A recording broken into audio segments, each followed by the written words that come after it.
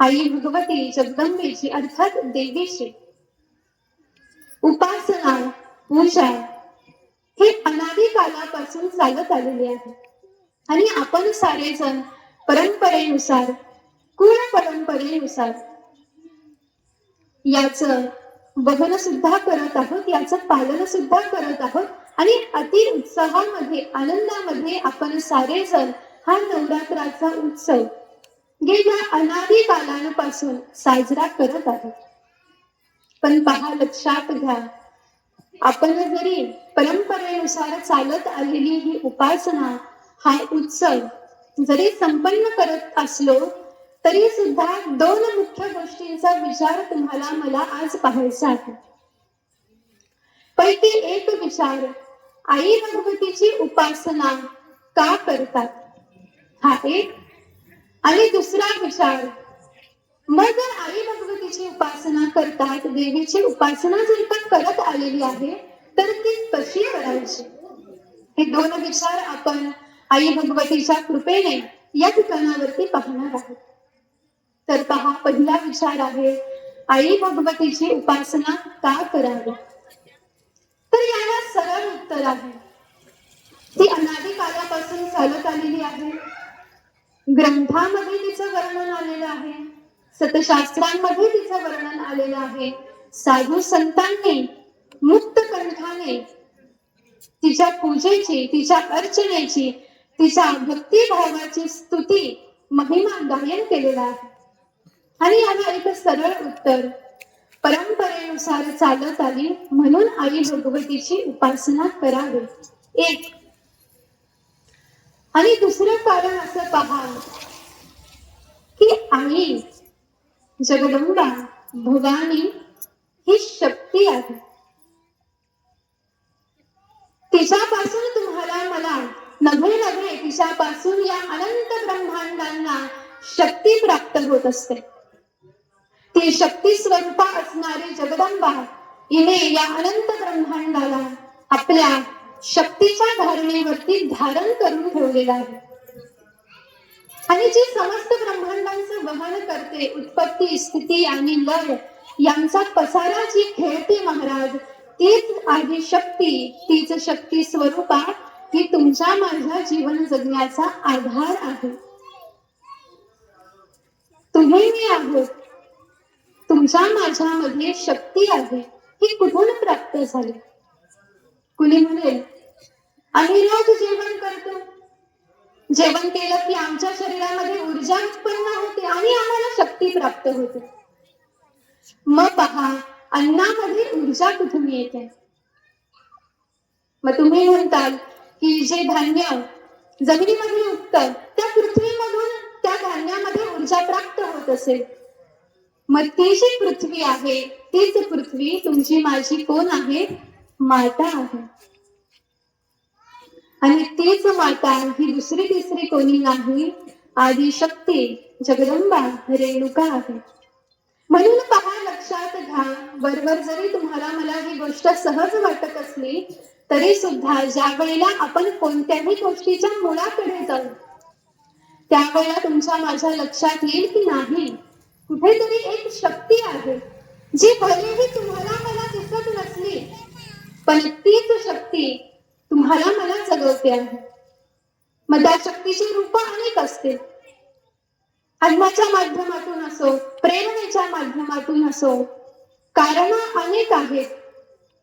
पण जे मूल आहे ते मूल म्हणजे आई भवानी जगदंबाच आहे. कारण तीच तुम्हाला मला शक्ती देत असते. म्हणून पहा, आपण आहोत, आपल्या शरीरामध्ये जे काही इंद्रिय आहेत, जे शरीर तुम्हाला मला प्राप्त झालंय, जे इंद्रिय, जे अवयव तुम्हाला मला प्राप्त झालेले आहेत, ते अवयव कोणत्या बलावरती कार्यरत आहेत, तर याला कारण आहे शक्ती. आणि ज्या वेळेला ती शक्ती तुमच्या माझ्या जवळ नसेल त्या वेळेला तुमचं माझं शरीर हे प्रेतवत होऊन जात असतं. मग त्या शरीराला कुणालाही स्पर्श करावा वाटत नाही, त्या शरीराला कुणालाही आलिंगन द्यावं वाटत नाही, त्या शरीराला मुलाकडे कुणाला पाहावं सुद्धा वाटत नाही. मग आज आपल्याला एवढं नाम प्राप्त झालेलं आहे, एवढं सत्कार्य, अध्यात्मक कार्य, व्यावहारिक कार्य, आदी भौतिक कार्य जे तुमच्या माझ्याकडून होत आहे, याला कारण, याचं मूळ जगदंबा आहे. नुसतेच जर का आपल्याला नेत्र प्राप्त झाले असते, नेत्रांमध्ये शक्ती आहे म्हणून तुम्हाला मला समोर असणारा व्यक्ती, वस्तू, पदार्थ दिसतो. हातांमध्ये शक्ती आहे म्हणून तुमच्या माझ्याकडून सकल व्यवहारिक कार्य, भौतिक कार्य संपन्न होत आहे. पायांमध्ये शक्ती आहे, त्याच्या परिणाम स्वरूपाने आपल्याला हवं तिथे आपण चालत जाऊ शकतो. केवळ बुद्धी नाही, केवळ बुद्धी प्राप्त झालेली आहे, पण योग्य काळ, अयोग्य काळ, चांगलं काळ, वाईट काळ, इष्ट काळ, अनिष्ट काळ, याचं ज्ञान तुम्हाला मला ती शक्ती करून देत असते. कोणतीही वस्तू जर का आपण पाहिली, एखादी घटना पाहिली, प्रसंग पाहिला, तर यामध्ये काय चांगलं आहे आणि काय वाईट आहे याचा निर्णय आपली बुद्धी करू शकते. तर याला कारण काय? याला कारण आपल्याला केवळ बुद्धीच प्राप्त झालेली नाही, तर त्या बुद्धीमध्ये जो सदविवेक असायला पाहिजे, तो विवेक सुद्धा आपल्या बुद्धीने धारण केलेला आहे. आणि तो धारण कशामुळे केला?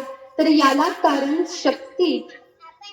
ती शक्ती तुमच्या माझ्यामध्ये आहे, ती शक्ती आपल्या बुद्धीमध्ये आहे. म्हणून आपल्याकडून चांगला वाईट विचार होतो आणि त्याच्या परिणाम स्वरूपाने चांगलं वाईट कर्म तुमच्या माझ्याकडून होत असतं. म्हणून पहा, आपल्या धर्मग्रंथांमध्ये, शास्त्रांमध्ये आपल्याला सांगितलेलं आहे की शक्तीची उपासना करावी. ती शक्ती ज्या वेळेला तुम्हाला मला काहीतरी भौतिक कार्य संपन्न करून घ्यायचं आहे, ज्याला आपण साध्या बोली भाषेमध्ये देवाकडे आपण नवस नवस म्हणतो, नवस सांगतो देवाला, बोलतो की तुम्ही जर का असं असं करून दिलं तर मी त्याच्या बदल्यात तुम्हाला हे दान करेन. याच गोष्टीला धर्मग्रंथाच्या व्याख्येमध्ये, संज्ञेमध्ये सकाम उपासना असं म्हणतात. की आपण, तुम्ही, मी देवाची भक्ती करतो, देवीची पूजा करतो, आराधना करतो, उपासना करतो, पण करत असताना तुमच्या माझ्या हृदयामध्ये काय हेतू असतो किंवा काय इच्छा असते आपली की माझं काहीतरी चांगलं काम व्हावं, हे काम अडलेलं आहे, हे आई तू कर. आणि याच हेतून आपण नवे नवे समस्त जगातील सगळीच माणसं याच हेतून देवासमोर, देवीसमोर जातात. माझ्या मुलाचं लग्न होत नाही, आमच्या घरामध्ये लेकरू नाही, बाळ नाही, धन नाही, संपत्ती नाही, पद नाही, मान नाही, प्रतिष्ठा नाही, घरदार नाही, आणि जे नाही तेच मागण्यासाठी तुम्ही मी देवाकडे, देवीकडे जात असतो. मला सांगा, केवळ त्याच देवासाठी, त्याच देवाला मागायला, त्याच देवीला मागायला आपण देवी समोर, देवासमोर कधी जातो का? मला काहीच नको, मला तू हवी आहे, मला तू हवा आहे, केवळ या हेतून आपण कधी देवासमोर, देवीसमोर गेलो आहोत का महाराज? आणि पहा, लक्षात घ्या, ज्या वेळेला केवळ याच हेतून तुम्ही मी देवासमोर, देवीसमोर जाऊ ना, त्या वेळेला आपल्या जीवनामध्ये काय आहे आणि काय नाही याचा विचार तुम्हाला मला करावा लागत नाही. याचा विचार ती जगदंबा, तो भगवंत करत असतो.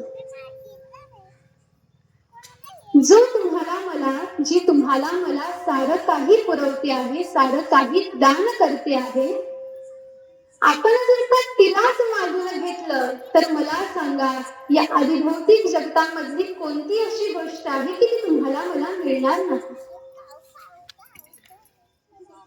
म्हणून तिच्याजवळ जाऊन काहीतरी मागण्यापेक्षा तीच जे काही दान करते, ती ज्या स्वरूपाचं भांडार आहे, तेच भांडार आपण हस्तगत करून घ्यावं. तरच परमकल्याण आहे, असा उपदेश साधू संतांचा आहे. सकाम उपासनेचा विचार आपण या ठिकाणावरती करत होतो. तर धर्मग्रंथामध्ये या गोष्टीला मान्यता आहे किंवा याचा उल्लेख केलेला आहे की निष्काम उपासना आणि सकाम उपासना असे उपासनेचे 2 भाग केलेले आहेत. पैकी बऱ्याच प्रमाणात आपण आई भगवतीच्या चरणावरती काहीतरी मागण्याच्या हेतून जात असतो. अर्थात मागावं यात वाईट काहीच नाही, कारण तीच आपली आई आहे, तोच आपला पिता आहे आणि आपण आपल्या आई वडिलांकडे मागणार नाही तर कुणाकडे मागणार, म्हणून मागावं. मग काय हवं आहे, तर काही काही संज्ञा ग्रंथामध्ये सांगितलेल्या आहेत. पैकी आपण काही शक्तींचा विचार करू. तर पहा, ज्या मनुष्याला ज्ञान शक्ती हवी असेल, ज्ञान हवं असेल, बुद्धी हवी असेल, तर अशा मनुष्याने, अशा विद्यार्थ्यांनी मुख्यत्वे करून आई भगवतीचं जे सरस्वती रूप आहे त्या सरस्वती रूपाची उपासना करावी. आई भगवतीचे अनंत नाम आहेत, अनंत रूप आहेत आणि अनंत रूपांचं फल सुद्धा वेगवेगळं आहे.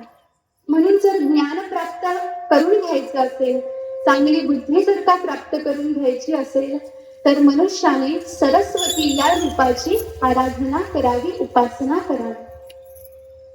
यानंतर तेज शक्ती जर का प्राप्त करून घ्यायची असेल, की माझ्या बोलण्याचा, माझ्या दिसण्याचा जर का समोरच्यावरती प्रभाव पडावा असं जर वाटत असेल, तर त्याने गायत्रीची उपासना करावी.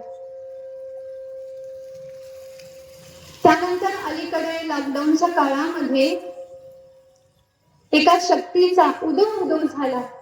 कोणती शक्ती? लॉकडाऊनच्या काळामध्ये एक शक्ती प्रत्येक मनुष्याच्या शरीरामध्ये कमी होती असं डॉक्टरांनी सांगितलं आणि ती वाढवण्यासाठी सगळ्यांनी प्रयत्न केले. ती वाढवण्यासाठी सगळ्यांनी लस घेतलेली आहे. त्याला म्हणतात प्रतिकार शक्ती. आपल्या शरीरामध्ये प्रतिकार शक्ती कमी होत असते आणि ती वाढवण्यासाठी आपल्याला त्या त्या पद्धतीचे औषध सुद्धा घ्यावे लागत असतात. जसं शरीराच्या बाबतीत आहे, अगदी तसंच या सृष्टीच्या बाबतीत सुद्धा असतं, या ब्रह्मांडाच्या बाबतीत सुद्धा असतं. आणि आपल्या जीवनाचा जर का आपण विचार केला तर काही काही वेळेला असे प्रसंग आपल्या जीवनामध्ये उद्भवतात की आपण त्या गोष्टीचा, त्या प्रसंगातून आपण वर जाऊ शकत नाही, प्रतिकार करू शकत नाही, विरोध करू शकत नाही. मग त्यावेळेला कुणाची उपासना करावी, तर त्यावेळेला दुर्गेची उपासना करायला सांगितलेली आहे. ज्या वेळेला एखाद्या गोष्टीचा प्रतिकार करण्याची वेळ येते त्यावेळेला जिचं जागरण करायला सांगितलं ती आदिशक्ती दुर्गा आहे. ती तुम्हाला मला बलदान करेल आणि तिच्या शक्तीवरती तुम्ही मी कोणत्याही गोष्टीचा प्रतिकार करण्यामध्ये सफल हो. आणि त्यानंतर ज्याला संपत्ती प्राप्त करून घ्यायची आहे, धन प्राप्त करून घ्यायचं आहे, अशा मनुष्याने महालक्ष्मीची उपासना करावी. आणि एक शक्ती सांगितली ग्रंथामध्ये की जी तुमच्या माझ्या जीवनासाठी अति महत्वाची आहे. जीवनभर मनुष्याची धडपड कशासाठी चाललेली असते? मला धन प्राप्त व्हावं. कशासाठी? धन प्राप्त झालं की मी सुखी होईल. माझा विवाह व्हावा. कशासाठी? विवाह प्राप्त झाला की मी सुखी होईल. मला घरदार प्राप्त व्हावं. कशासाठी? मला घरदार प्राप्त झालं, धन मान पद प्रतिष्ठा प्राप्त झाला तर अंततोगत्वा मी सुखी होईल. केवळ हाच विचार. आणि पहा, लक्षात घ्या, हे सुख प्राप्त करण्यासाठीच तुमची माझी आतापर्यंतची चालू असलेली धडपड. पण ज्या वेळेला संतांना आपण विचारू ना, त्यावेळेला संत म्हणतात की ज्या ज्या वेळेला तुम्ही सुखासाठी धडपड करताल त्या त्या वेळेला सुख तर तुम्हाला प्राप्त होईलच, पण त्या सुखासोबतच तुम्हाला दुःख सुद्धा प्राप्त होईल. कारण सुखाच्या विरुद्धार्थी शब्द आहे दुःख. सुख आलं की दुःख हे येणारच असतं.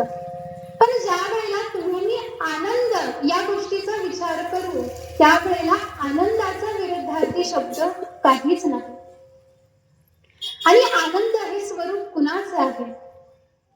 आनंद हे स्वरूप भगवतीचं आहे. भगवती कशी आहे? सत चित आनंद स्वरूप आहे भगवती. आणि म्हणून ज्या वेळेला तुम्हाला मला असं वाटत असेल की आता मला माझ्या जीवनामध्ये केवळ आनंद प्राप्त करून घेण्याची इच्छा आहे, ज्याला आनंदी राहायचं आहे, अशा मनुष्याने परब्रह्म स्वरूपा श्री राधा राणी हिची उपासना करायला सांगितली. कारण राधा हे रूप, राधा हे नाम आनंद स्वरूप आहे. म्हणून राधा राणीची शरणागती नव्हे नव्हे सरस्वती माता, कालिका माता, दुर्गा माता, गायत्री, महालक्ष्मी देवीचे जेवढे काही रूप आहेत त्यांची उपासना करावी. कशासाठी करावी? तर आपण जिची उपासना करत असतो तिच्या स्वरूपामध्ये असलेलं जी शक्ती आहे, जे सामर्थ्य आहे ते तुम्हाला मला प्राप्त होत असतं. म्हणून करावी आदिशक्ती जगदंबा भवानीची उपासना. आणि केवळ मनुष्यानेच करावी असं नाही. ज्या वेळेला आपण पुराण पाहू, ग्रंथ पाहू, त्यावेळेला तुमच्या माझ्या लक्षात येईल की देवादिकांनी सुद्धा आई जगदंबेची उपासना केलेली आहे. साधू संतांनी आई भगवतीची उपासना केलेली आहे. ऋषी मुनींनी आई भगवतीची उपासना केली आहे. नव्हे नव्हे असुरांनी सुद्धा युद्धामध्ये जय प्राप्त व्हावा याच्यासाठी आई भगवतीची उपासना केली आणि यश संपादन केलेलं आहे. देवी भागवताचा जर का आपण विचार केला तर देवी भागवतामध्ये असे अनेक प्रसंग येतात, अशा अनेक कथा येतात की ज्याच्यामध्ये ज्या ज्या वेळेला भगवंतांवरती संकट आलं ते संकट निवारण करण्यासाठी आदिशक्तीची उपासना, त्यांचा धावा भगवंतांनी सुद्धा केलेला आहे. गोपाल कृष्णांच्या चरित्राचा जर का तुम्ही मी विचार केला तर ज्या वेळेला गोपाल कृष्ण आणि जांबुवंतजी महाराज यांचं युद्ध आरंभ झालेलं होतं. जांबुवंतजी महाराजांकडे जो स्यमंतक नावाचा मणी होता तो मणी गोपाल कृष्णांना हवा होता आणि तो मिळवून घेण्यासाठी जांबुवंतजी महाराजांनी एक अट समोर टाकली. म्हटले तुम्हाला माझ्याशी युद्ध करावं लागेल आणि हा मणी घ्यावा लागेल. म्हटले काही हरकत नाही. भगवंत जांबुवंतजी महाराजांच्या गुहेमध्ये जाऊन पोहोचलेले आहेत. भगवंतांसमोर जे सोबत जे काही गोपाळ होते ते महाद्वारावरतीच उभे राहिले. कथा प्रसंग फार मोठा आहे, त्यामुळे आपण जरासा छोटासा या ठिकाणावरती उल्लेख करू. तर भगवंत आता युद्ध करण्यासाठी निघून गेले. गोपाल भगवंतांची वाट पाहत आहेत, गुहेच्या बाहेरच उभे आहेत. 1 दिवस झाला भगवंत आले नाही. 2 दिवस झाले, 3 दिवस झाले, 4 दिवस झाले, 5 दिवस झाले. पाहता पाहता 10 दिवस झाले, पण गोपाल कृष्ण अजून काही गुहेच्या बाहेर आले नाही. गोपाळांना भय वाटलं, भीती वाटली आणि द्वारकेमध्ये येऊन पोहोचले. भगवंतांची माता देवकी माता वसुदेवजी महाराजांना सांगितलं. म्हटले युद्धासाठी गोपाल कृष्ण गेलेले आहेत आणि आता 10 दिवस झाले अजूनही ते बाहेर आले नाही. काहीतरी आपल्याला उपाय करावा लागेल, कारण जांबुवंतजी महाराजांमध्ये शक्ती अपार होते. मग काय करावं? चिंताग्रस्त झालेले आहेत वसुदेवजी महाराज, देवकी माता. एवढ्या वेळामध्ये नारदजी महाराज तिथे येऊन पोहोचले आणि नारदजी महाराजांनी सांगितलं की गोपाल कृष्णांच्या जीवाचं जर का संरक्षण व्हावं असं जर का वाटत असेल तर याच्यासाठी तुम्हाला जगदंबेची उपासना करावी लागेल, अंबा यज्ञ करावा लागेल. आणि त्यानंतर यज्ञासाठी आरंभ केलेला आहे. इकडे गेल्या अनेक दिवसांपासून युद्ध चालूच होतं. पाहता पाहता 27 दिवस होऊन गेले, युद्ध चालूच आहे. इकडे अनेक दिवस होऊन गेले, अंबा यज्ञ सुद्धा आरंभ झालेला आहे. आणि ज्या वेळेला अंबा यज्ञामध्ये पूर्णाहुती करण्याची अंतिम विधी ज्या वेळेला संपन्न झाली त्यावेळेला इकडे गुहेमध्ये असणाऱ्या गोपालकृष्ण आणि जांबुवंतजी महाराजांमध्ये युद्ध संपन्न झालं आणि महाबलवान असणाऱ्या जांबुवंतजी महाराजांच्या छातीवरती गोपालकृष्ण उभे राहिलेले आहेत. गोपालकृष्णांना युद्धामध्ये जय प्राप्त झाला आणि याच प्रसंगामध्ये गोपालकृष्णांचा तिसरा विवाह जांबुवंती आईसाहेबांसोबत इथे संपन्न झालेला. आंबा यज्ञ आरंभ होऊन गेलेला होता, जो पूर्णही झाला आणि पूर्ण झाल्याबरोबर त्याच क्षणाला गोपालकृष्ण आपल्या शक्ती सहित पुन्हा द्वारकेमध्ये येऊन पोहोचले. या प्रसंगामध्ये भगवंतांवरती संकट आलेलं होतं आणि त्याचं निरसन जगदंबेनं शक्ती भगवंतांना दान केली आणि भगवंतांसोबत शक्ती म्हणून जांबुवंती मातेच्या रूपाने भगवंतांसोबत राहत आहे. हा एक प्रसंग, असे अनेक प्रसंग आहेत. ज्या वेळेला भगवान नारायणांच्या कानामध्ये असलेल्या मळामधून 2 दैत्यांचा जन्म झाला, मधु आणि कैठव. जन्म झाल्याबरोबर मूलतःच त्यांना शक्ती प्राप्त झालेली होती, भरपूर सामर्थ्य प्राप्त झालेलं होतं आणि पाहता पाहता या 2 दैत्यांनी संपूर्ण ब्रह्मांडांवरती, पृथ्वीवरती जय प्राप्त करून घेतला, स्वर्गावरती जय प्राप्त करून घेतलेला आहे. आणि आता पाहता पाहता हे 2 दैत्य ब्रह्मलोकामध्ये येऊन पोहोचले. ब्रह्मदेवाच्या समोर उभे राहिलेले आहेत आणि ब्रह्मदेवांना सांगतात की आताच्या आता तुम्हाला या आसनाचा, सिंहासनाचा, कमलासनाचा त्याग करावा लागेल. ब्रह्मदेवांनी विरोध केला, प्रतिकार केला, परंतु त्यांच्यामध्ये सामर्थ्य एवढं होतं, शक्ती एवढी होती महाराज, की ब्रह्मदेवांची शक्ती सुद्धा त्यांच्या समोर चालू शकली नाही. आणि ब्रह्मलोकावरती सुद्धा मधु आणि कैठव यांनी आपलं वर्चस्व प्रस्थापित केलं. ब्रह्मदेव येऊन पोहोचलेले आहेत नारायणांकडे, इंद्रादी समस्त देवता येऊन पोहोचल्या नारायणांकडे आणि आता नारायण सुद्धा युद्ध करण्यासाठी सज्ज झालेले आहेत. युद्ध आरंभ होऊन गेलं. युद्ध करता करता करता करता नारायणांना थकवा आला, परंतु मधु आणि कैठव यांना जरासा सुद्धा क्षीण आलेला नाही. हे ज्या वेळेला समस्त देवतांनी पाहिलं त्यावेळेला घाबरले. लक्षात आलं की नारायणांचं सुद्धा सामर्थ्य इथं चालू शकत नाही. मग त्यावेळेला समस्त देवतांनी आई भवानी जगदंबेची उपासना केली, आराधना केली, तिचा धावा केला आणि त्यावेळेला जगदंबा नारायणांना सहाय्य करण्यासाठी धावून आले आणि जगदंबेच्या शक्तीने, जगदंबेच्या सामर्थ्याने मधु आणि कैठवाचा वध नारायणांनी केलेला आहे.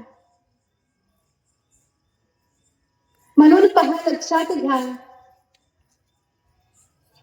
जे त्रिदेव ब्रह्मा, विष्णू आणि महेश, आपण ग्रंथांमध्ये असे श्रवण केलेलं आहे की ब्रह्मदेव ही जगताची उत्पत्ती करतात, भगवान विष्णू जगताची स्थिती करतात, अर्थात पालन करतात, आणि भगवान शंकर या ब्रह्मांडांचा प्रलय करतात, लय करतात, नाश करतात. पण याचं मूळ जर का तुम्ही पाहिलं तर देवी भागवतामध्ये आपल्याला हे लक्षात येईल की ब्रह्मदेवांना जगताची उत्पत्ती करण्यासाठी जी शक्ती जगदंबेनं दान केली, ती शक्ती रजोगुणात्मिका महासरस्वती आहे. ज्या वेळेला महासरस्वतीचं दान ब्रह्मदेवांना केलं, त्यावेळेला सरस्वतीचं सहाय्य घेऊन ब्रह्मदेवांनी ब्रह्मांडाची उत्पत्ती केलेली आहे.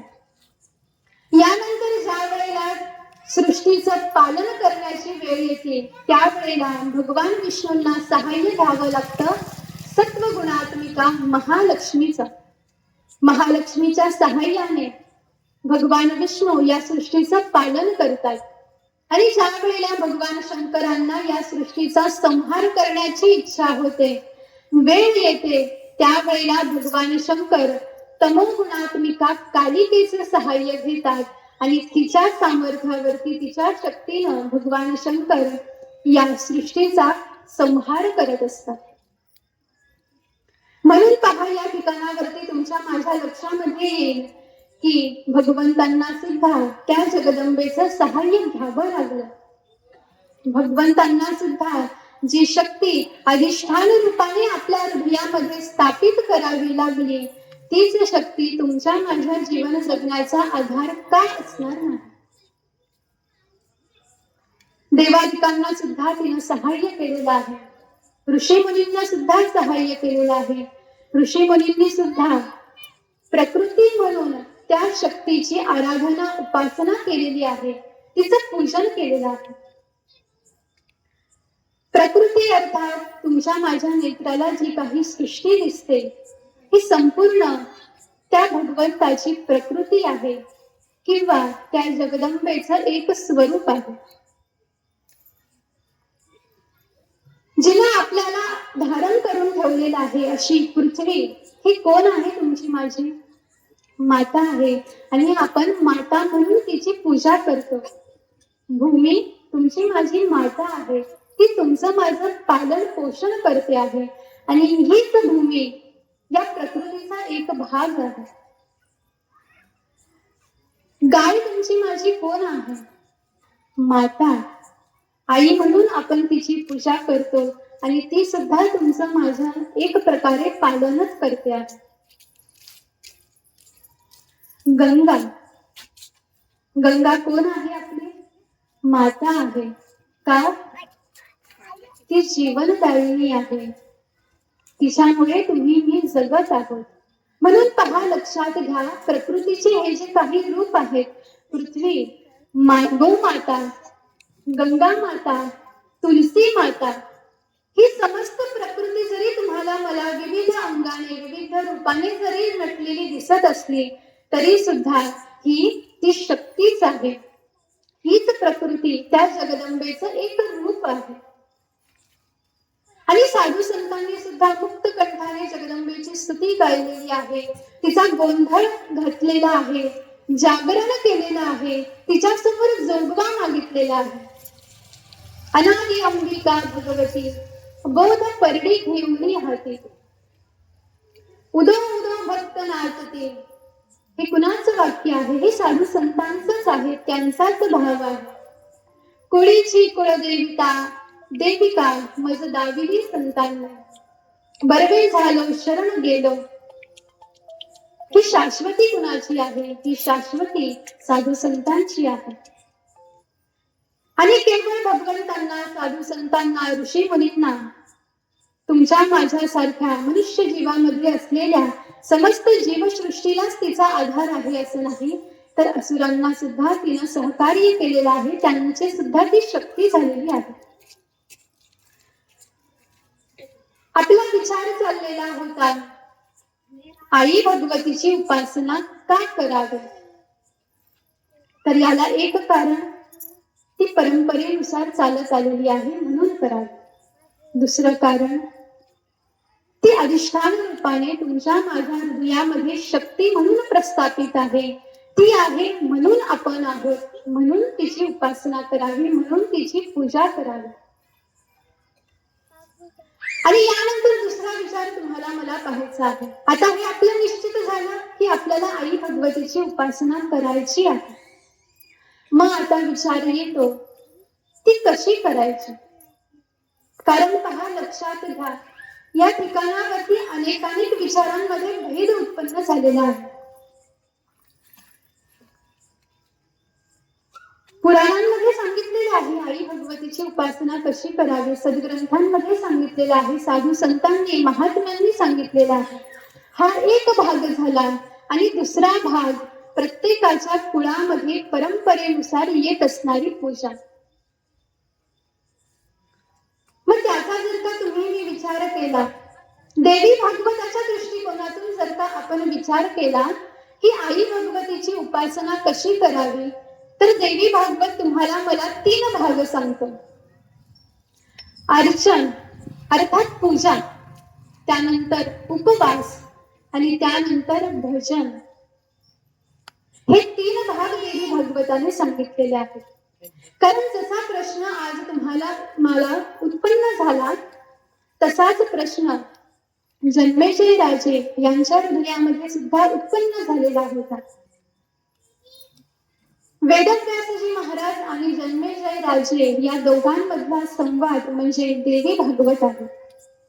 आणि ज्या वेळेला जन्मेजय राजांनी प्रश्न विचारला, म्हटले, गुरु महाराज मला सांगा, त्या जगदंबेची पूजा कशी करतात, त्या जगदंबेची उपासना कशी करतात, त्या जगदंबेचा नवरात्र विधी कसा संपन्न करतात हे मला सांगा.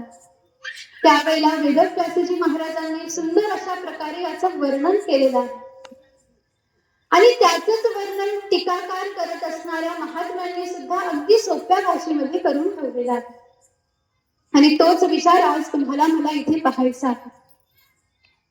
कारण पहा कसं आज झालं, आपल्या कुळामध्ये जशी विधी सांगितलेली आहे किंवा परंपरागत जशी विधी आपण समाजामध्ये दृढ झालेली पाहिली, तीच विधी हेच शास्त्र आहे असा तुमचा माझा भ्रम होऊन गेलेला आहे. शास्त्र वेगळं आहे, परंपरेनुसार चालत आलेली विधी भिन्न आहे. म्हणून तुम्हाला मला विचार करायचा आहे की मी जे करत आहोत ते शास्त्रामध्ये सांगितलेलं आहे का? तस्मात् शास्त्रम प्रमाणन्ते कार्याकार्यो व्यवस्थितो. ज्या वेळेला मनुष्याला देवाची भक्ती, उपासना, आराधना करायची इच्छा होते, वेळ येते, त्या वेळेला मनुष्याने आधी शास्त्रांचा सहारा घ्यावा. शास्त्र काय सांगतं, धर्मग्रंथ काय सांगतात, महात्मे काय सांगतात, साधू संत तुम्हाला मला काय सांगतात, हा विचार महत्वाचा आहे. वेदव्यासजी महाराज उत्तर देतात,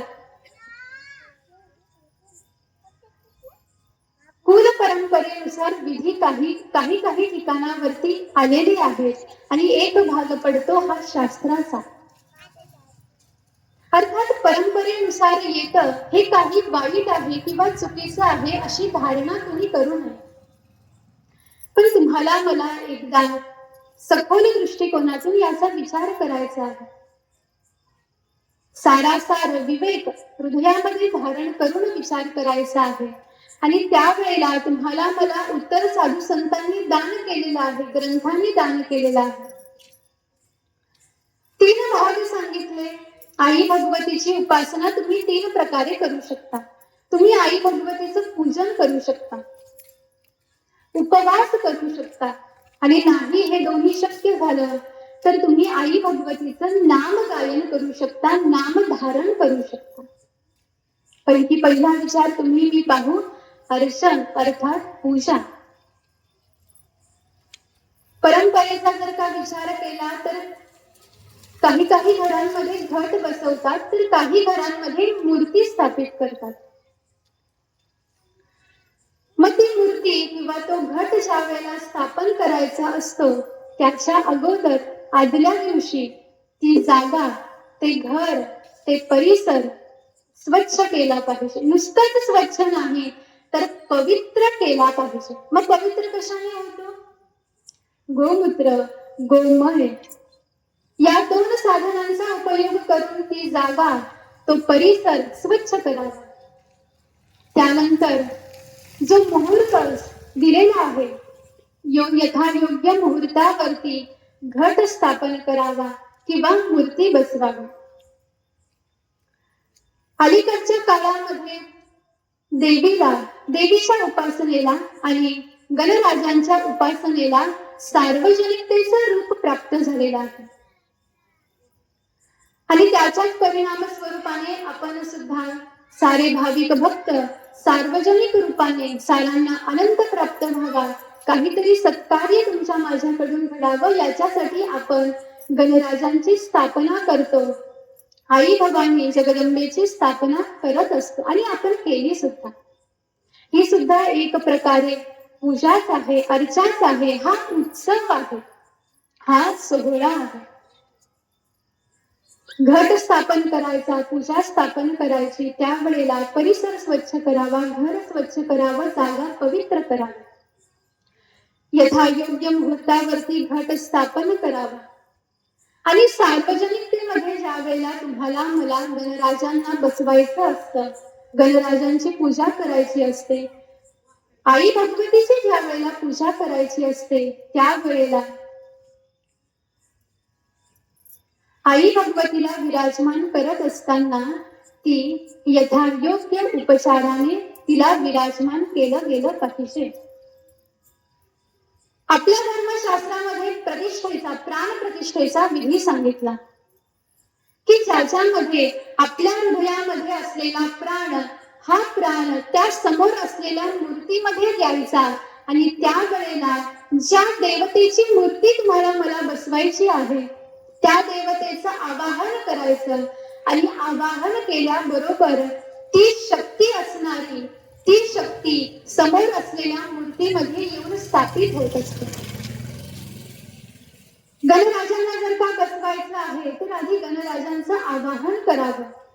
मग आवाहन करण्यासाठी पुरोहिताला बोलवावं. पुरोहिताकडून यथायोग्य प्रमाणामध्ये सुंदर रीतीने समस्त विधी संपन्न करून घ्यावे. प्राणप्रतिष्ठेचा विधी संपन्न करून घ्यावा आणि मग तिथून पुढे आई भवानीची किंवा गणराजांची पूजा अर्चा आरंभ करून द्यावी. कारण पहा, लक्षात घ्या, जोपर्यंत आपण त्या मूर्तीमध्ये त्या देवतेचं आवाहन करणार नाही तोपर्यंत ती मूर्ती ही तुमच्या माझ्यासाठी देव किंवा देवी होऊ शकत नाही. तिच्यामध्ये जर का देवतेचं आवाहनच केलेलं नाही तर तुमच्या माझ्यासाठी ती केवळ मातीची मूर्ती आहे. तिच्यामध्ये तेवढं सामर्थ्य अजून आलेलं नाही की आपण तिच्या समोर जाऊन काहीतरी मागावं किंवा आपण तिची पूजा करावी आणि ती केलेली पूजा ही जगदंबेची पूजा होईल. हे होत नाही. म्हणून त्याच्यासाठी अगोदर देवतेचं आवाहन करावं, जगदंबेचं आवाहन करावं.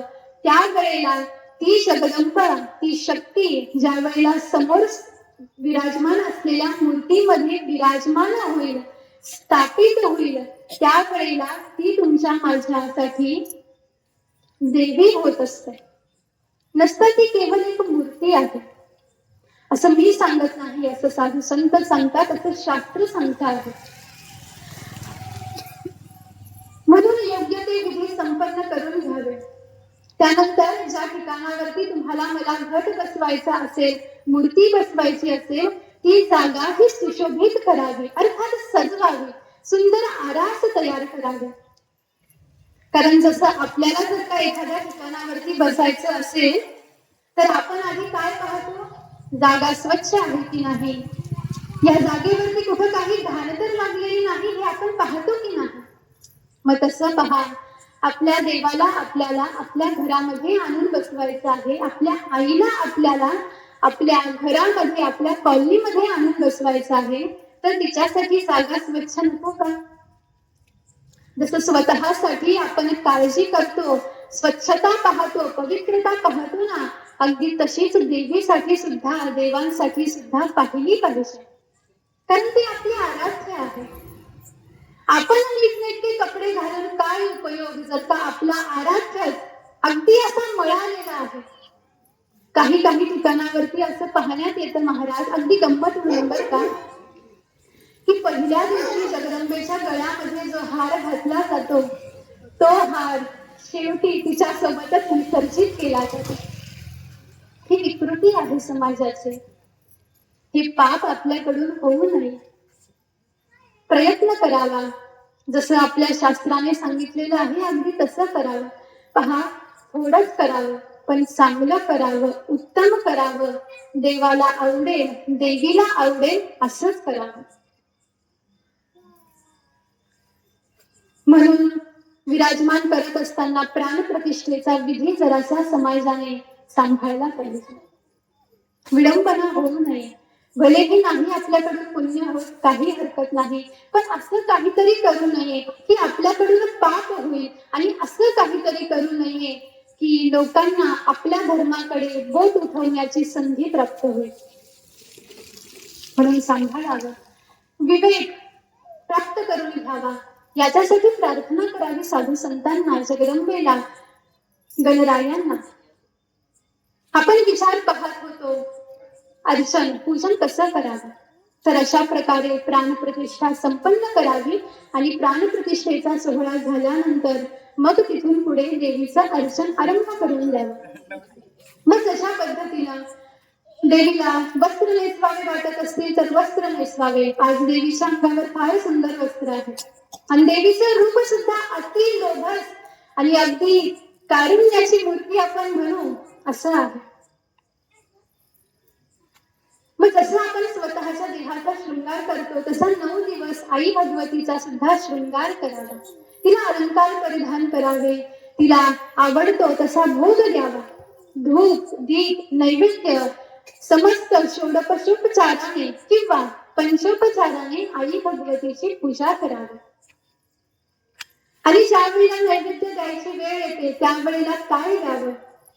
तुम्हाला मला एखाद्या व्यक्तीला जर का प्रसन्न करायचं असेल, एखाद्याला जर का काहीतरी जीव घालवायचा असेल आणि त्याला जर का मी हे दिलं तर तो माझ्यावरती प्रसन्न होईल, अशा वेळेला आपण त्या व्यक्तीला काय खायला देतो? त्याला जो आवडतो तो पदार्थ देतो. मग तसं आपल्या आई भगवतीला काय आवडतं? पुरणाची पोळी. म्हणून तिला प्रसन्न करण्यासाठी तिला पुरणाच्या पोळीचा नैवेद्य दाखवावा, तिची नजर काढावी. जशी तुम्हाला मला दृष्ट होते तशी तिला सुद्धा होते.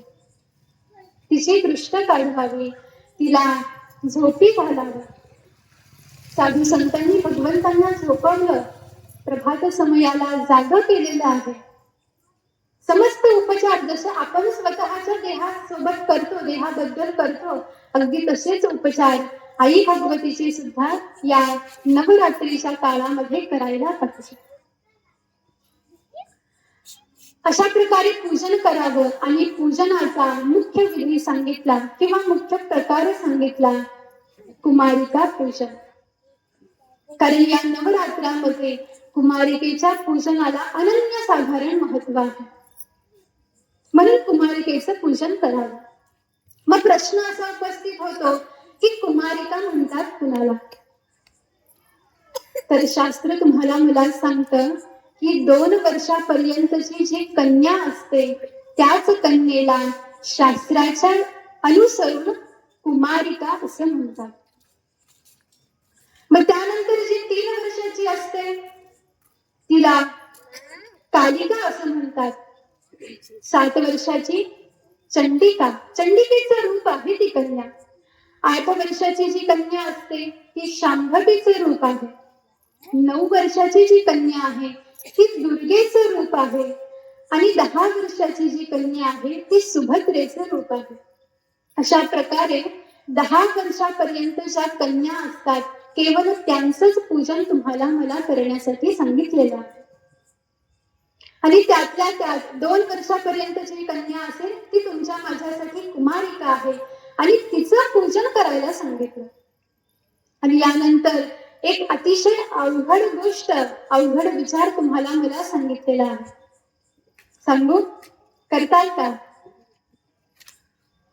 तर पहा, जन्म झाल्यापासून ज्या कन्येच्या केसाला कात्री लागली नाही अशी कन्या शोधावी आणि तिचं पूजन करावं. ते केलेलं पूजन तुम्हाला मला अनंत पटीनं पुण्य देत असतं. आहे का अशी कन्या? असूही शकते, पण शोधणं अवघड आहे. म्हणून 10 वर्षापर्यंत ज्या कन्या असतात त्यांचं पूजन करावं. या नवरात्रीच्या काळामध्ये कन्या पूजनेला विशेष महत्व दिलेलं आहे. कारण कुमारिकेचं केलेलं पूजन हे साक्षात जगदंबेचं पूजन असतं. कुमारिकेच्या रूपाने तीच जगदंबा तुमच्या माझ्या घरामध्ये आलेली असते. म्हणून तिचं पूजन करावं. आणि ज्या वेळेला तिचं पूजन होईल त्यावेळेला आपल्या हृदयामध्ये असलेली समस्त इच्छा, समस्त वासना संपूर्ण आई भगवती पूर्ण करत असते. आणि पूजनासोबतच एक सांगितलं, दान करावं. कारण पहा, लक्षात घ्या, नवरात्री हे 9 दिवसाचं तुम्ही मी जे काही अनुष्ठान करतो, जे काही व्रत करतो, ते व्रत केवळ एवढंच नाही, कोणतंही व्रत असो हे तेव्हाच पूर्ण होतं ज्या वेळेला तुमच्या माझ्याकडून दान घडतं. जसं पूजेचा विचार आपण पाहिला तर पूजा कधी संपन्न होते? ज्या वेळेला आपण आपल्या आराध्याची पूजा संपन्न केल्यानंतर, धूप दीप नैवेद्य आरती केल्यानंतर जोपर्यंत आपण त्या देवतेचं ध्यान करत नाही, तिच्या समोर बसून एकाग्र होऊन जोपर्यंत तिचं नाम घेत नाही, तोपर्यंत केलेली पूजा ही पूर्ण होत नाही असं शास्त्र सांगते.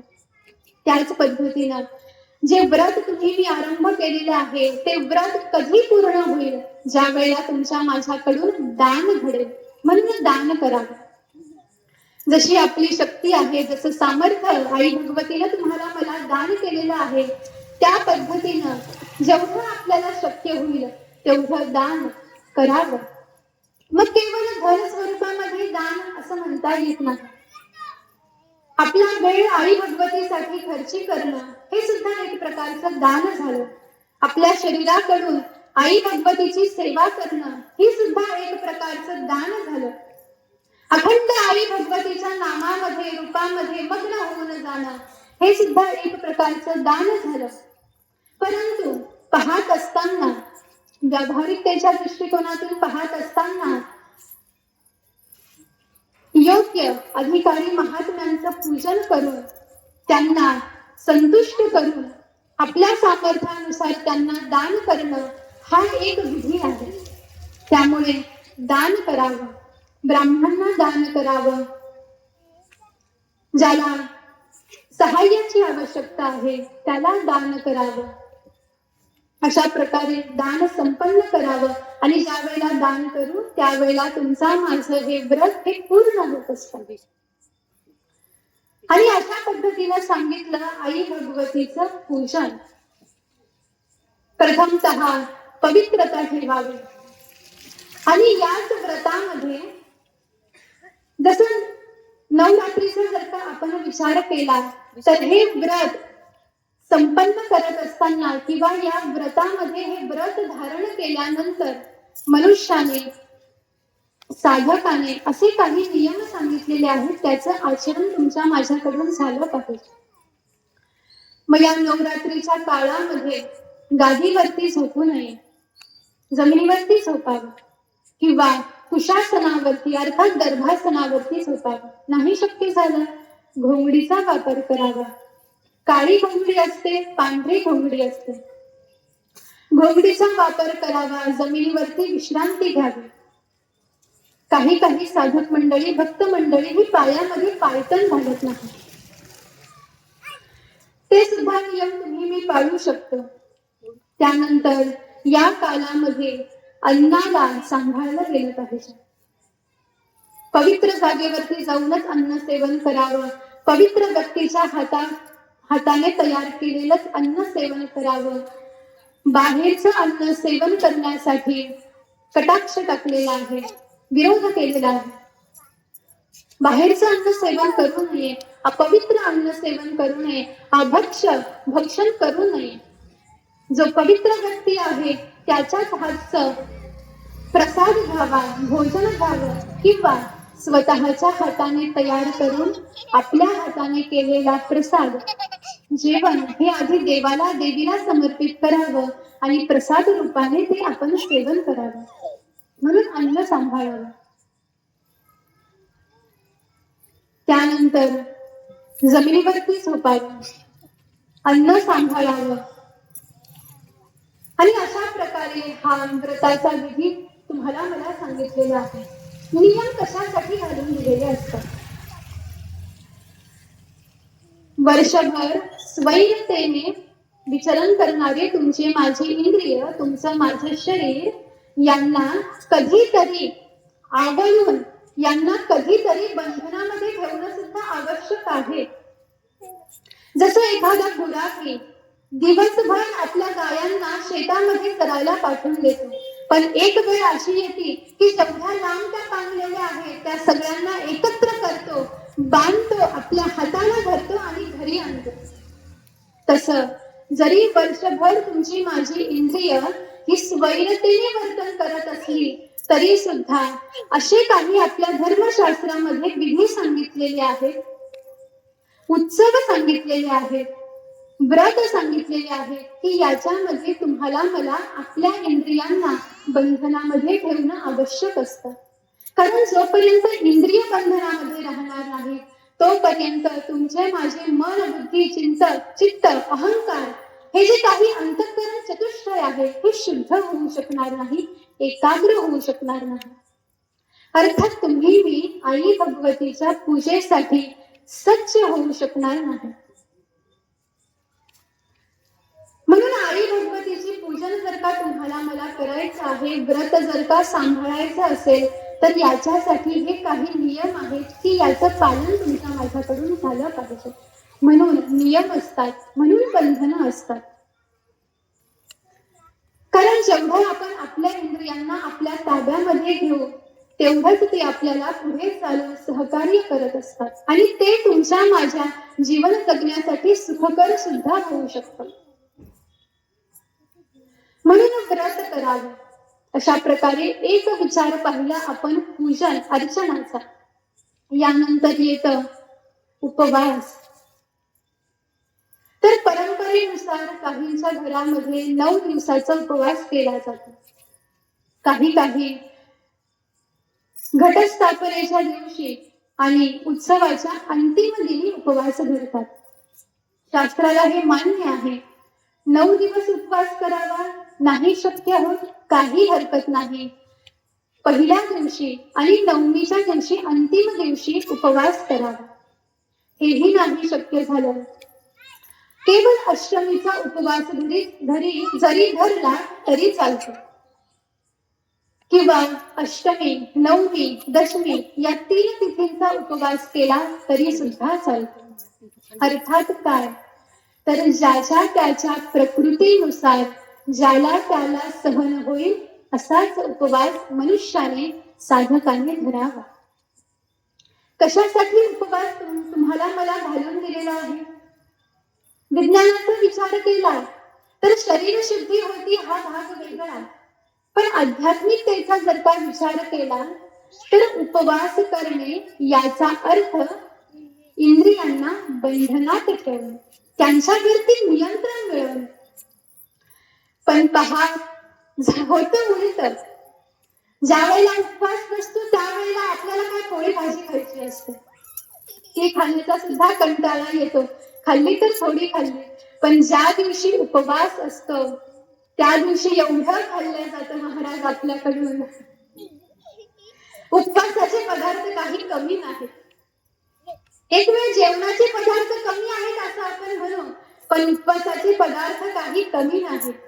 आणि जरी कमी वाटायला लागले तरी आपणासारख्या माता भगिनी काहीतरी नवीन शोध काढतील आणि हा झाला उपवासाचा पदार्थ, असं सुद्धा होऊ शकतं. गमतीचा भाग कुणावरती टीका नाही. उपवास करावा, पण लक्षात घ्या, ज्याच्या त्याच्या प्रकृतीला मानवेल, ज्याला सहन होईल असाच उपवास करावा. कारण स्वतःच्या शरीराला कष्ट देऊन देव प्रसन्न होत नसतो. आपण उपवासी राहिलो, उन्हात तळपत राहिलो, पावसात भिजत राहिलो, पोटामध्ये भूक आहे, समोर अन्न आहे, खाण्याची इच्छा सुद्धा होते आहे, पण नाही खाऊ शकत का? मला उपवास आहे. अशाला उपवास होत नाही महाराज. आणि शास्त्र तर असं सांगतं की ज्याने उपवास धरलेला आहे अशा माणसाच्या हृदयामध्ये जर का एखादा पदार्थाचा विचार जरी आला, तो विचार आल्याबरोबर त्याचा उपवास मोडला, असं शास्त्र वचन आहे. म्हणून उपवास अतिशय कठीण गोष्ट आहे. दिसताना तर दिसतं 9 दिवस उपवास केला, फलाहार घेत आहे, काहीच खात नाही, केवळ जलप्राशन करतात, काहीच खात नाही, पीत नाही, दुग्ध प्राशन करतात. पण अंतःकरणाचा विचार केला तर अंतःकरणामध्ये किती पदार्थ भरून ठेवलेले आहेत. दसरा झाला, दसऱ्याच्या दिवशी मी हा पदार्थ तयार करेल हे पहिल्याच दिवशी ठरलेलं असतं. तुमचं नाही म्हणत, पण असं सुद्धा अजून आहे. म्हणून मानसिकता सांभाळावी. नाही शक्य होत उपवास, काही हरकत नाही, इतर नियमांचं पालन करावं. हा झाला उपवासाचा एक विधी, एक प्रकार. आणि त्याच्यानंतर अतिशय सोपा विधी सांगितला, सोपा प्रकार सांगितला. कोणता? नामाचा. नाम गायन करावं, भजन करावं. नाही पूजा अर्चा होत, काही हरकत नाही. नाही उपवास होत, काही हरकत नाही. पाप कोणतंच लागत नाही. पण हे दोन्ही होत नाही ना, मग अशा मनुष्याने आवर्जून भजन करावं. नाम जप करावं, नामाचं संकीर्तन करावं, कारण हेच नाम तुम्हाला मला त्या जगदंबेपर्यंत नेऊन पोहोचवणार असतं. म्हणून नाम गायन करावं. कसं करावं? उच्च स्वरे नामाचा गजर होऊ दे, आई परी वृत्ती तुझी सतत राहू. उच्च स्वरे नामाचा गजर कसा असतो? उच्च स्वरे नामाचा गजर, रेणुका माता की, उच्च स्वरे रेणुका माता की जय, रेणुका माता की, आनंदी वाचा उदयोस्तु, बोल भवानी की जय. हे केल्याने काय होतं?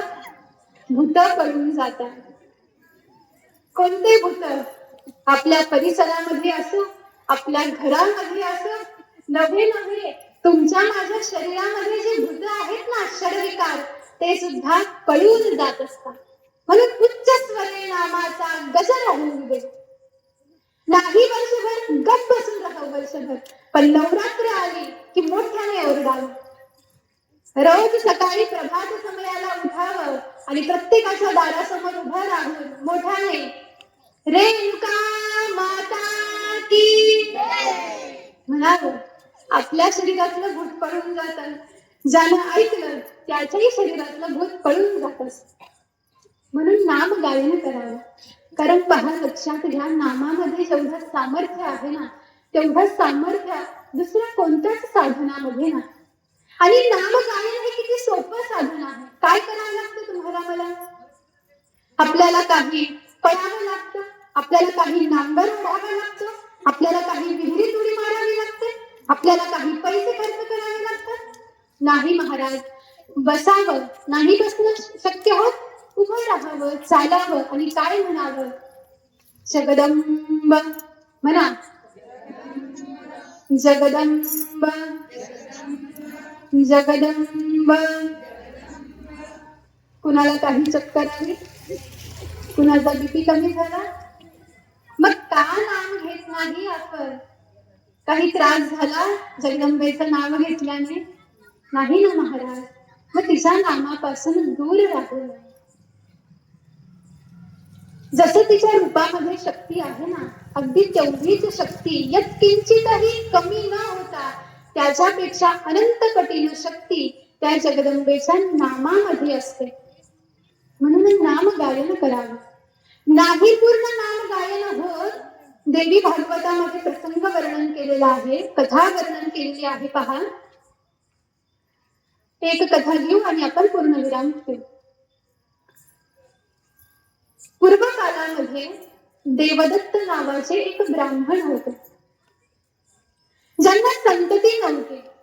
धन मान पद प्रतिष्ठा सारं काही प्राप्त होतं, पण एक खंत होती, ती संतती नाही. मग अशा वेळेला त्यांनी विचार केला की नाही, आता माझ्याकडून मला संतती प्राप्त होत ना, तर आता मी शक्तीचं आवाहन करेन. कोणती शक्ती? मंत्रशक्ती. मंत्रशक्तीचं आवाहन करेन आणि तिच्या परिणाम स्वरूपाने, तिच्या कृपेनं मी मला पुत्र प्राप्त करून घे, असा विचार केला. आणि गोभीर नावाचे एक ब्राह्मण होते, एक भूदेव होते. त्यांना पाचारण केलं, त्यांना बोलावलं. त्यांच्याकडून पुत्र कामेष्टी यज्ञ संपन्न करण्याचा मानस त्यांना सांगितला आणि यज्ञ आरंभ होऊन गेलेला आहे. पाहता पाहता आता यज्ञ हा पूर्णत्वाकडे चाललेला आहे. आणि एवढ्या वेळामध्ये ते गोभीर नावाचे जे ब्राह्मण होते, त्यांच्याकडून मंत्र गायन करत असताना जराशी मंत्रामध्ये उच्च उच्चार करत असताना जराशी चूक झाली. आणि हे ऐकलं देवदत्ताने, कारण तो सुद्धा भूदेव आहे, ब्राह्मण आहे. लक्षात आलं की गोभीराकडून काहीतरी चूक झालेली आहे. राग आला, यज्ञ थांबवून दिला आणि नको नको अशा शब्दामध्ये गोभीराचा अपमान करण्यासाठी आरंभ केलेला आहे. गोभीर ऋषी नम्रपणे म्हणायला लागले, म्हटले, पहा देवदत्ता, मला मान्य आहे माझ्याकडून चूक झाली, पण मी काय करू? माझं वय झाल्याचा परिणाम की मला माझ्या श्वासावरती नियंत्रण ठेवता आलं नाही आणि माझ्याकडून जरासा उच्चार करण्यामध्ये चूक झाली, म्हणजे मला क्षमा कर. पण हे देवदत्तांनी ऐकलं नाही. राग आलेला होता. नको नको अशा शब्दामध्ये अपमान केला आणि आता मात्र गोभीर सुद्धा शांत राहू शकले नाही. त्यांना सुद्धा राग आला आणि बोलता बोलता शाप दिला की माझी चूक मी मान्य करत असताना सुद्धा तू माझा अपमान केलेला आहे देवदत्ता, तर मी तुला शाप देतो की या यज्ञाच्या परिणाम स्वरूपाने तुला पुत्र तर होईल, पण असा पुत्र होईल जो मतिमंद जन्माला येईल. हे ज्या वेळेला देवदत्तांनी ऐकलं त्यावेळेला राग शांत झाला आणि लक्षात आलं की माझ्याकडून काहीतरी चूक झालेली आहे. क्षमा याचना केली, उशाप दान केला गोभीर ऋषींनी. म्हटले या पुत्राच्या जीवनामध्ये अशी काहीतरी घटना घडेल की त्याच्या परिणाम स्वरूपाने त्याला प्राप्त झालेला मूढत्व, मतिबंदपणा हा दूर होईल आणि तो विद्वान होईल. यज्ञ संपन्न झाला. यथायोग्य समयाला देवदत्ताला एक पुत्र झाला आणि त्या पुत्राचं नाव त्याने उतथ्य असं ठेवलं. शाप प्राप्त झालेला होता आणि शापाच्या परिणाम स्वरूपाने मतिमंद होता. बोलता येत नव्हतं, कसं वागावं कळत नव्हतं. जोपर्यंत लहान होता तोपर्यंत आई वडिलांनी सांभाळ केला. आता पाहता पाहता 10 वर्षाचा झालेला आहे, 12 वर्षाचा झाला आहे आणि आता त्याच्या आई वडिलांना सुद्धा त्याचा तिटकारा वाटायला लागला. अगदी गावाने तर कधी आपलंसं केलंच नव्हतं, पण 10 वर्षापर्यंत जे आई वडील सांभाळत होते त्यांना सुद्धा आता उद्वेग उत्पन्न झाला, तिटकारा वाटायला लागला आणि त्या उतथ्याकडे लक्ष देणं सोडून दिलं. उतथ्य दिवसभर गावात फिरायचा. गावामध्ये काही जे टवाळखोर मुलं होती ती त्रास द्यायची. मग उतथ्य आता अरण्यामध्ये हिंडायला लागलेला आहे, वनामध्ये फिरतो आहे. आणि असंच एक दिवस फिरत असताना उतथ्याने पाहिलं की समोरून एक रानडुक्कर धावत जातो आहे आणि त्याच्या पाठीमागे एक व्याध त्याला बाण मारण्यासाठी त्याचा शोध घेतो आहे. ज्या वेळेला त्या व्याधाने पाहिलं की समोर रानडुक्कर मला दिसत आहे, त्या व्याधाने आपल्या बाणामधून जसाच बाण सोडला, तो बाण त्या रानडुकराच्या शरीराला लागल्याबरोबर एक मोठ्याने किंचाळी त्या रानडुकराने आवाज दिला आणि आयेम आयेम आयेम असं म्हणायला लागला. जखम झालेली आहे शरीरावरती, वेदनेनं संपूर्ण शरीर विभळत आहे, त्रास होतो आहे आणि त्याच अवस्थेमध्ये ते जखमी झालेलं रानडुक्कर उतथ्याच्या समोरून एका झुडपामध्ये जाऊन लपून बसलं. त्या रानडुकराचा शोध घेत घेत व्याध तिथपर्यंत येऊन पोहोचला आणि उतथ्याला विचारलं, म्हटले या ठिकाणावरून एक रानडुक्कर गेलेलं तू पाहिलं का? उतथ्य जरी मतिमंद होता तरी सुद्धा ज्या वेळेला त्याने त्या रानडुकराचा आवाज ऐकला त्यावेळेला हृदयामध्ये करुणा उत्पन्न झाली, त्रास उत्पन्न झाला, दुःख उत्पन्न झालं आणि विचार केला की माझ्याकडून या रानडुकराची हत्या होऊ नये, या जीवाची हत्या होऊ नये. मग कसं उत्तर द्यावं व्याधाला? त्यावेळेला उतथ्य म्हणायला लागला, ज्याने त्याला पाहिलं त्याला बोलता येत नाही आणि ज्याला बोलता येतं त्याला दिसत नाही. अर्थात ज्याने त्याला पाहिलं, कोणी पाहिलं? डोळ्यांनी पाहिलं. डोळ्यांना बोलता येतं का? नाही बोलता येत. बोलता कोणाला येतं? जिभेला. जिला बोलता येतं तिला दिसतं का? नाही दिसत. असं उत्तर दिलं त्याला आणि त्या व्याधाने विचार केला, हा असाच वेडा दिसतो. त्याच्याकडे दुर्लक्ष केलं आणि व्याध निघून गेला. उतथ्याला आनंद झालेला आहे की माझ्याकडून एका जीवाला जीवदान प्राप्त झालं. ते रानडुक्कर तर निघून गेलं, पण उतथ्याने त्या रानडुकराच्या मुखामधून एक शब्द ऐकला, ऐन. हा शब्द उतथ्याने याच्या आधी कधीच ऐकलेला नव्हता. जसाच ऐकला तो हृदयामध्ये स्थिर झाला आणि अखंड उतथ्य आपल्या मुखामधून ऐन ऐन ऐन असं म्हणायला लागला. दिवसापाठीमागून दिवस निघून गेले, अखंड मुखामधून तो एकच शब्द बाहेर निघतो आहे, आणि पाहता पाहता पाहता पाहता अगदी काहीच दिवसांमध्ये त्या उतथ्याला जे मतिमंदपणा प्राप्त झालेला होता, त्याच्या बुद्धीला जी मूढता प्राप्त झालेली होती ती नाहीशी झाली. आणि ज्या वेळेला नाहीशी झाली त्याच क्षणाला उतथ्यासमोर आई भवानी जगदंबा सरस्वती माता प्रकट झालेली आहे. उतथ्याने विचार केला होता का की मला सरस्वतीला प्रसन्न करून घ्यायचं आहे?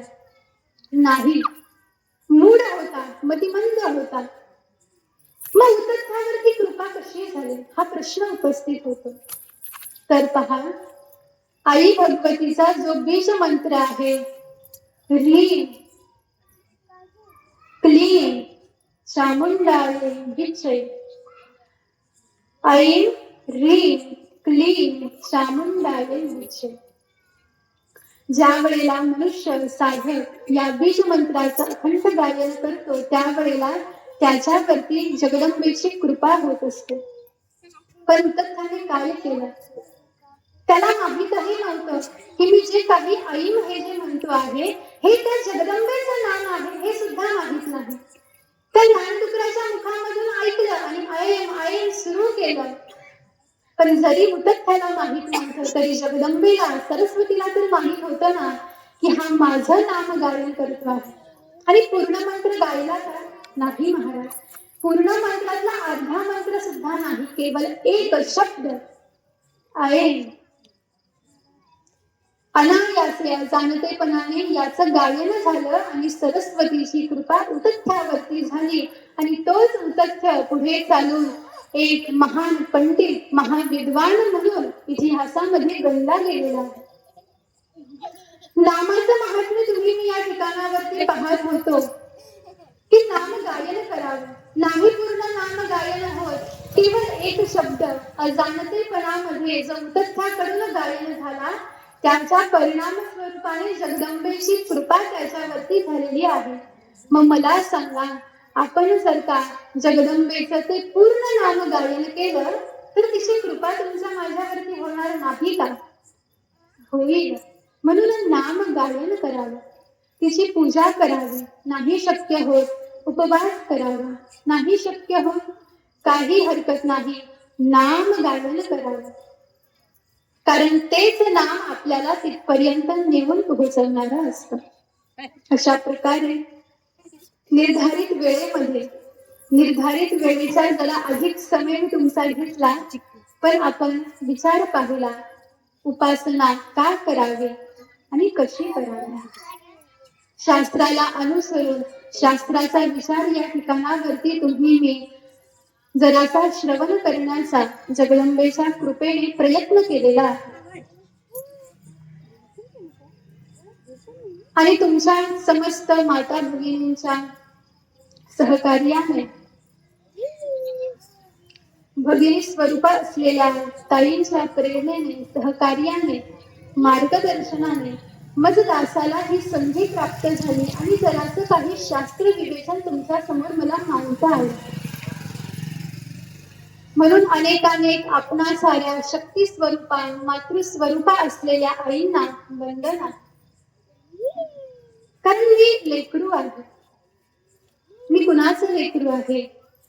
आपणा साऱ्या आयांचं, ज्या माझ्यापेक्षा ज्येष्ठ, श्रेष्ठ, वयोवृद्ध आहेत, तपवृद्ध आहेत, त्यांचं मी लेकरू आहे. आणि याच्याही पुढे जाऊन मी माझ्या सद्गुरूंचं लेकरू आहे. सेवा संपन्न करत असताना जे काही तुम्हाला चांगलं वाटलं, जे काही ज्यातून तुम्हाला बोध प्राप्त झाला असेल, ते सारं काही माझ्या सद्गुरूंची माझ्यावरती असलेली कृपा असं समजा. आणि जे काही शब्द किंवा गंमत करत असताना जरासं जर का तुमचं मन दुखलं असेल तर आईचं अंतःकरण आपण साऱ्यांनी धारण केलेलं आहे. आणि आईच्या अंतःकरणाने मज दासाला आपण पदरामध्ये घ्या, क्षमा करा.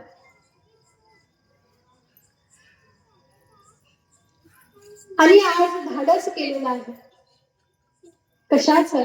त्या शक्ती समोर बोलण्याचं. आणि तुम्ही सुद्धा धाडस केलेलं आहे त्या शक्ती समोर बसून तिच्याबद्दल ऐकण्याचं. कारण जोपर्यंत तिची इच्छा होत नाही तोपर्यंत तुम्ही मी इथं टिकूच शकत नाही. मला सांगा, या परिसरामध्ये केवळ तुम्हीच राहतात का? मग तुम्हीच का आले? कारण तिला बोलवून घ्यायचं होतं.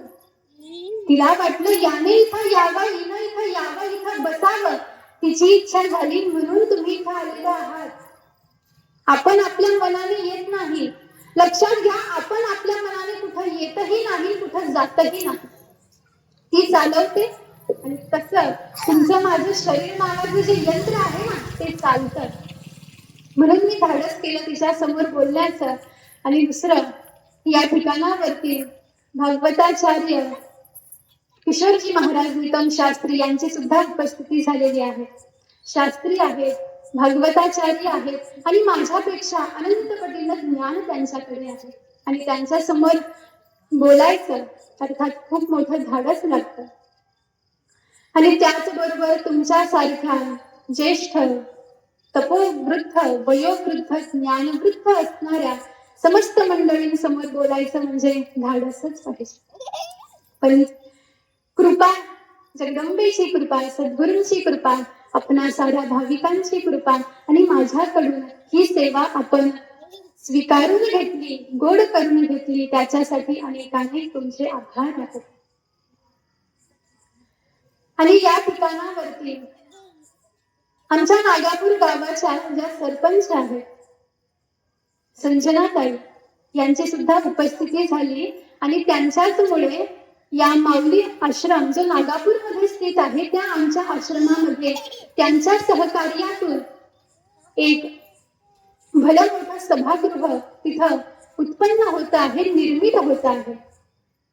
आणि जगदंबेच्या कृपेनं ताईंना ही संधी प्राप्त झाली, हे पुण्य प्राप्त झालं आणि जगदंबा त्यांच्या करून ही सेवा करून घेतात. उपस्थित समस्त माता भगिनींना पुन्हा एक वेळेला नमन, वंदन. आणि समस्त नारी शक्ती दुर्गा माता मंडळाला सुद्धा वंदन आहे, नमस्कार आहे. आणि झालेली सेवा या ठिकाणावरती पूर्ण करून हरिदेव या ठिकाणावरती याच्या सेवेला पूर्ण विराम. रेणुका माता